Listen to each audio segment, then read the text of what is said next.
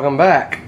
So tonight I got home from work and I reached in the bucket of locks that Pickaholic sent and decided I saw something shiny and thought I'd pull that out and see what it is. This has a fox on it, so I thought it was from Foxy, but then when I just turned this over, it says sent to me by Foxy, reason why he named it Foxtrot. So I recognize that handwriting though. That would be I picked a lot of his locks, and I also see right there it says penned by BLP60, so Bronx-LockPicker60 on July 22nd of 2017, and it is called Foxtrot.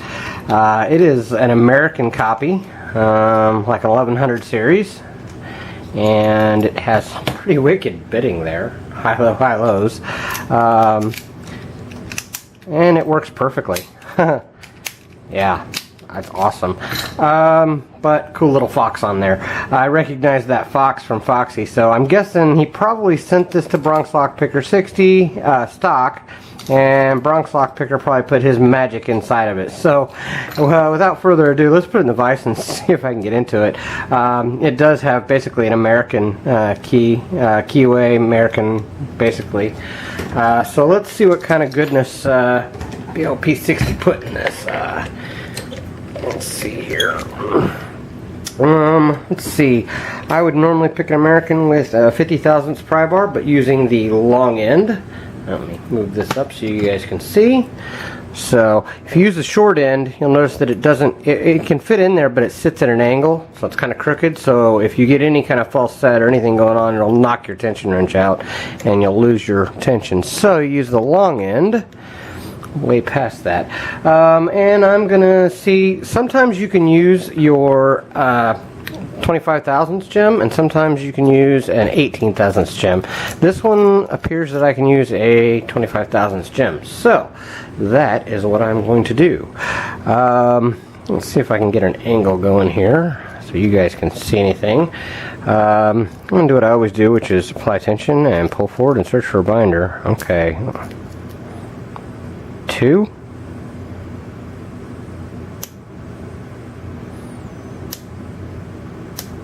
Okay, I'm getting multiple clicks on 2. 3 is bound. Okay, got to click on him. More on 1. Where's that 2? Counter. Okay, got to click on 2. And I got him set. Okay, 4 just gave me another click and set. I went to a deep false set here. Now I'm getting counter on 4. Uh-oh. That felt like an overset. Okay, I think I just got it back.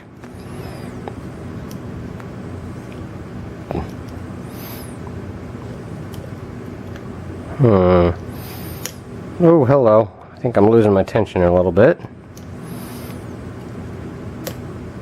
I think I may have just, oh, nope. Thought I overset, but I did not. I backed off a little bit and it opened. Awesome. I'm not exactly certain what was going on with that lock. I didn't get any definite clicks, but I was definitely feeling the core, and it was kind of bouncing on a little bit, and it opened. So looks like we have a Phillips head down the shackle. So let's gut this thing and see what BLP60 put inside of it. Awesome. That was kind of tricky.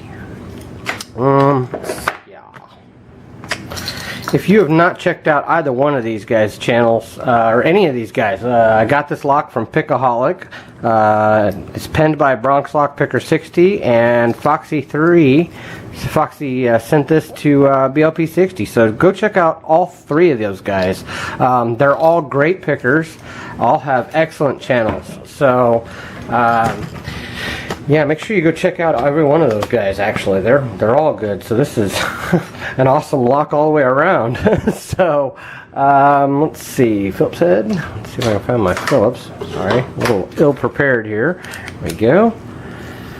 Get that core out. And just as a side note, BLP60 pin this thing. It is not easy to work with these small pins that they put in American style locks or master locks, same size pins. They are not easy to modify, so any kind of modifications he did to this is going to be way more than you guys can probably understand unless you've played with those tiny little pins. Kind of feels like it's not wanting to come out here. Come on.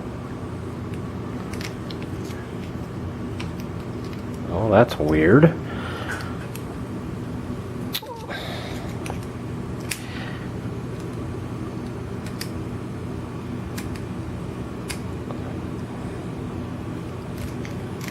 There we go, finally got it. There we go. Jeez Louise. Thought that core was not going to come out. Let's see here. It is not picked. Oh, actually it is still picked. I'll be darned. Let's get that clip off and see what's going on with this. It is still sideways, so, but it's kind of stuck. I'll grab a clip remover and see if we can figure this out. This might be too big of a remover for that small clip. Let's see if I can just knock it out. There we go. Okay, and let's see.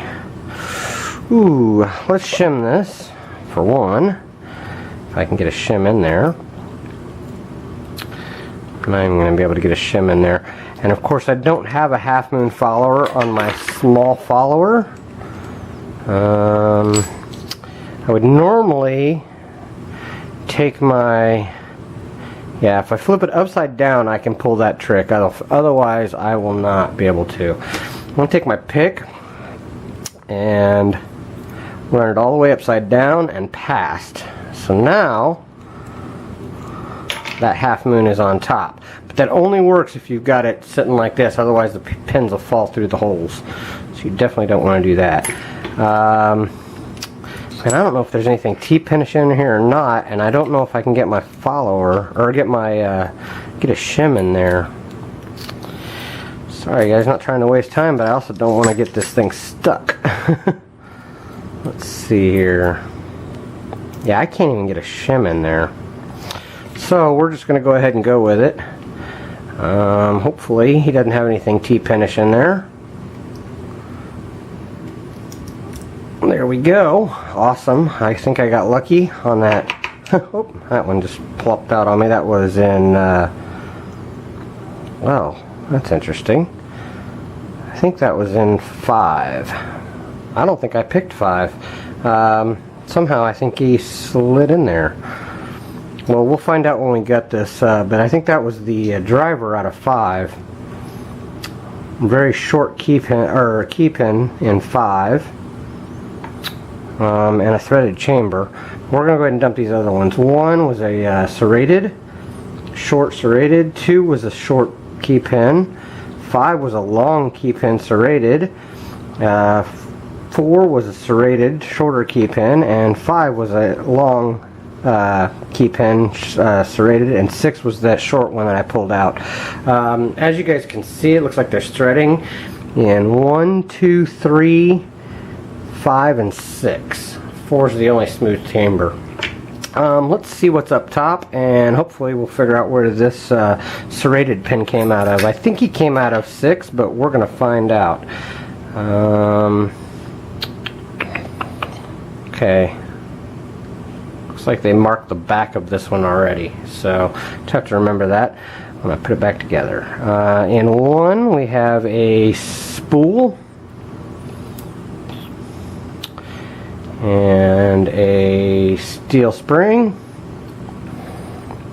And 2 looks like we have a serrated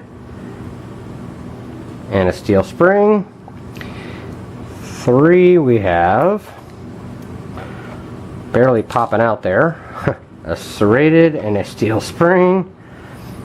I'm going to take 4 and 5 and 6 out the back. I think 6 was already out. It is. And a steel spring there. So that was 6 and 5. was another serrated and a steel spring. Oh, and that was a spool and possibly another steel spring, since all of the springs were the same. It was. And we're going to look and see if he threaded anything. Yeah, every one of those is threaded. And I'm not certain how he did that because, no, hold on, 1, 2, 3. Yeah, every one of those is threaded. I don't know if my light's picking that up. Let's see if I can get a little light on that. Maybe you guys can see it.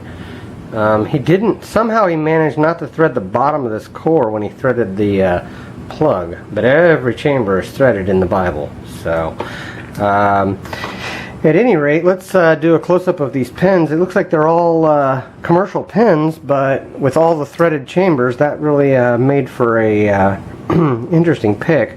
Serrated key pin in 1, standard in 2 key pin, 3 was a serrated, 4 was a serrated, 5 was a serrated, 6 was a very short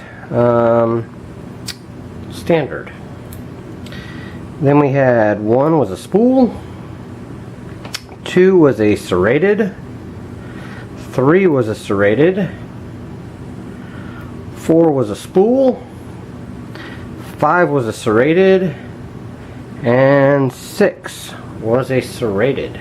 And then all steel springs up top. So thank you very much, Pickaholic, for sending this to me. Thank you, Foxy, for sending this to Bronx-LockPicker60. Bronx-LockPicker60, thank you for pinning it up. Thank you guys for watching. Thank you for your time, and well, don't break the law.